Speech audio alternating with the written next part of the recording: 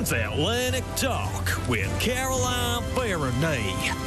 Yeah, Caroline Feraday. Hello, hello. Nice to see you. Yeehaw to you. Nothing's happened this week. There's no news. Don't complain. Well, I did think of you because you've been very busy on social media, and fair play to you responding to a lot of messages that you got after last week's show.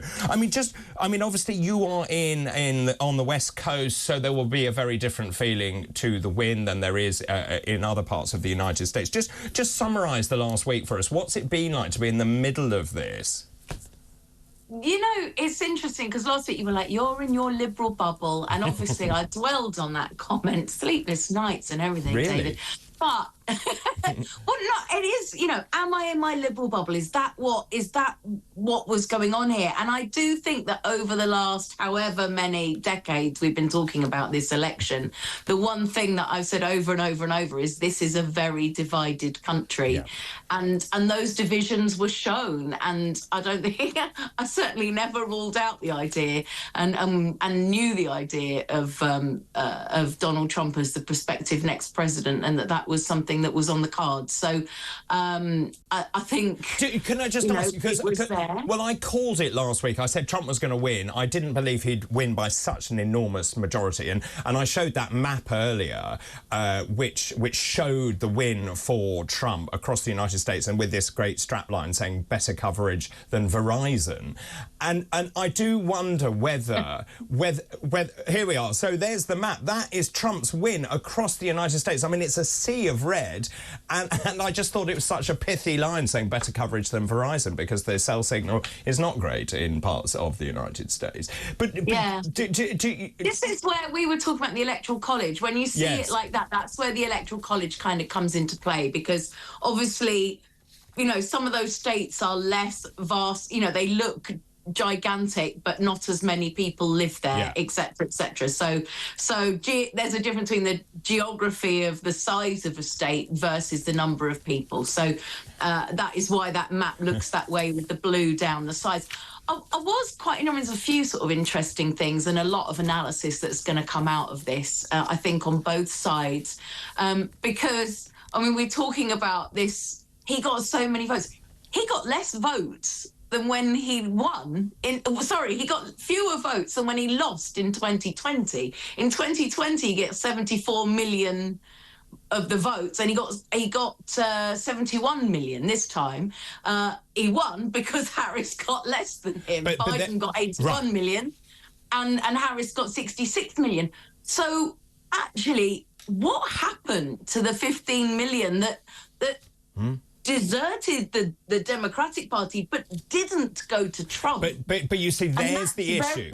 There's the issue, because Biden basically stepped down too late. Harris was she was sort of walking with the same ticket, continuity candidate, and then she thought she would appeal to people, particularly women, and it didn't work. Yeah, there's a lot that didn't work, and a lot of analysis. And another thing that we've talked about here, I think, is how ready or not America is to have a female leader. Do you really think that's an issue? Yeah, I do, actually. I mean, this is a country that doesn't have equal pay and does have a lot of hateful rhetoric towards women. I heard people shouting in the crowd at Trump rallies, you know, things calling her, I mean, all sorts of names. The very few that I would dare repeat at breakfast were to sort of suggest she was walking the streets or things like that. Like, that's not okay from any side in any, you know, as a critique of somebody professional going about their job. So yes, I do think that is an aspect. And when I look at, like, British politics, you and I, we grew up with female leaders, female strong leaders, taking it for granted. And it is something I took for granted growing up. And even going back as far as, you know, someone like Elizabeth I, who was like, you know, I may have the body of a weak and feeble woman, but I have the heart and stomach of a king. You know, these empowered female leaders, and we haven't seen a female leader in the United States, and we're not about to.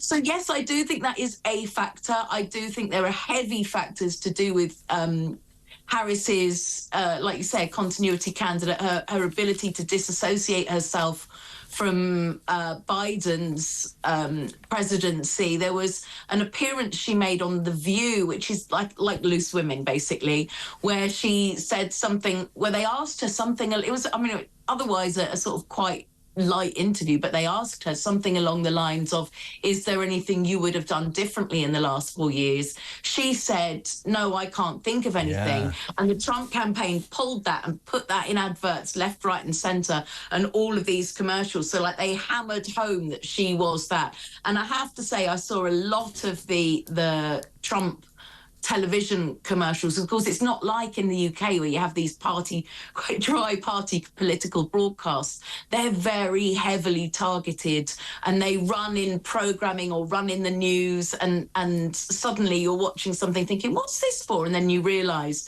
that it's a one or other of the candidates. And there were a lot of actually really well targeted, a lot, I shared one with Phil Dave, it was very targeted towards sort of Jewish community that are worried about what's going on in the Middle East, and they had three ladies talking, saying, well, I've never voted Republican in my life, but I'm going to have to do it this time. You know, it was really targeted, some quite smart advertising on their part, and it obviously worked. Yeah, obviously worked. I have to go to a break, Caroline, but it's also worth mentioning that, of course, his chief of staff, new chief of staff, is a woman. So things aren't... She is, and she ran his campaign. And she ran the campaign. I think she's going to be quite an interesting sort of piece of the jigsaw, because in the previous Trump presidency, do you remember there was a lot of chaos behind the scene? There were a lot of chiefs of staff, and she's really seen as the person who's managed to sort of unify that. And, you know, it hasn't been a chaotic campaign from Donald Trump where you've seen staff coming and going like it was with his presidency. So she's quite an interesting one. I mean, extraordinary. I think I have to go to a break now, but stay. Pity that. Well, you can now pause and reflect. Caroline, stay where you are. We'll be back with you in your liberal bubble. That's right. That's right. Go and lie down, have a cold compress. We'll come back to join you after this break. Caroline, David, this is Mark in Selby. I've got a comment for you. Tell Caroline yeehaw Faraday. She is a delight. It's a delight to see her looking great in what is the middle of the night where she is. Top drawer. Do you know, somebody tweeted last week when I was on, David, that they were blind. This is the funniest thing. They went, I'm blinded by Caroline's turkey teeth. Well, there we are. You can see your reflection. Anyway, I thought you'd like that one. Now, that was a lot nicer than someone calling my teeth turkey teeth. Well, that's because you're in a liberal bubble in California where everyone has great teeth. My teeth. Yeah, I know they're your teeth. They're yours as well. In my head all my life. Well, for a Brit, you've got nice teeth. Now, this is Lisa Price. Good morning, Lisa. Lisa says, tell your guest it wasn't because she was a woman she lost, it was because she was crap. She wasn't very good. Right. Also, lots of others coming in about what happened to that 15 million votes that you're talking about that. Good morning, David says, Frank, I'm perplexed when people like Caroline suggest the USA is very divided. In a democracy, there is, by definition, division of opinion. There always has been. What's changed is people have forgotten how to accept defeat, a trait recent generations have been shielded from. That's Frank Etchells in Bingley in West Yorkshire. Thanks very much for that. Let's move on, though, and talk about other stories in the US, particularly in California, a huge mountain fire. Yeah, this is really, this broke out, the election happened, and then 9:30 the next morning on the Wednesday morning, just north of Los Angeles, this little fire started at 250 acres. But I mean, you know, from being here, we have these things called the Santa Ana winds. So we had like 100-mile-an-hour wind gusts, and it blew this fire from being in a more rural area right into the back of a town or city called Camarillo. It's really the first time I've seen in this part of California it go into an urban neighborhood in that way. Wow. There are... I mean, I've spoken to a lot of residents right in the middle of the news patch I cover, and pretty close to my house, actually. it literally just barreled in with embers from that fire going 2.5 miles ahead of it, these 100-mile-an-hour winds. So they, you know, you normally see the firefighters dropping the fire retardant down. They couldn't get those up in the air, and it just went towards this town so quickly, 40 miles an hour. It grew and grew and went from 250 acres, and it's now at around 20,000 acres. Although they have managed to get a little bit more dampened down because the winds have gone down, but not before. About 132 homes were completely destroyed, another 88 really badly damaged. And I mean, I went up there and walked around some of these neighborhoods. David, there is nothing left. You barely would know there was a house there. There really is nothing left. And these poor people who they had minutes. Some of them were at work when the evacuation call came, and they never got a chance to go there. They lost their homes, they lost their pets. Some people still in Red Cross evacuation shelters. You know, it really is, very, very upsetting, obviously, and very destructive. But to see a wildfire go into a city like that and do that amount of damage, it was, obviously terrifying. And you're okay, and your neighbourhood's all right?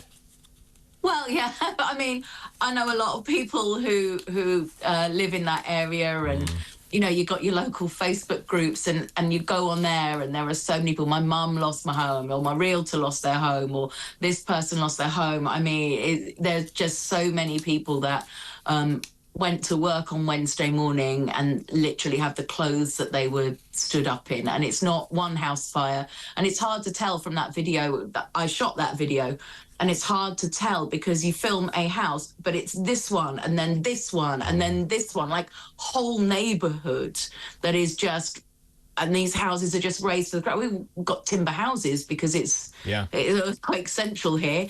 They just raised to there's just nothing, burnt out cars. You could maybe make out in a couple of the houses like the outline of like a burnt out washer and dryer. That was about, or maybe like a chimney stack. I think that's a really good point though about the construction over there. And as you say, a lot of the houses are timber because they can then move when you have earth tremors. But of course, then they go up like this. I think you know, these fires with, you know, California's had wildfires, which, you know, have obviously increased greatly in recent years, but getting so close to and into urban areas like that is, you know, there was a woman I spoke to, she lived in that house for 50 years. You know, it never occurred to her that it was at risk of burning down in a wildfire and, you know, where it was located. I've run out of time, but Grammy Awards, that's up next. Any surprises, anything we should know? Well, the brief one is really Beyonce, because, of course, for all of her awards, she's never won Album of the Year, and she's been very keen to get it, and it's been controversial. So she's not only up for Album of the Year, but Country Album of the Year. And the other one, I just wanted to say congrats, because a Brit artist on there who's fantastic is Ray. She's up for a Songwriting Award and a Best Newcomer Award. So well done, her. And yeah, I thought that was worth mentioning. Absolutely worth mentioning. I'm sure the group I used to belong to, Brits in LA, will be celebrating if she does indeed win. Caroline, always good to talk to you. Thanks ever so much to you and your radiant teeth. That was today's Transatlantic Talk. Transatlantic Talk with Caroline Feraday.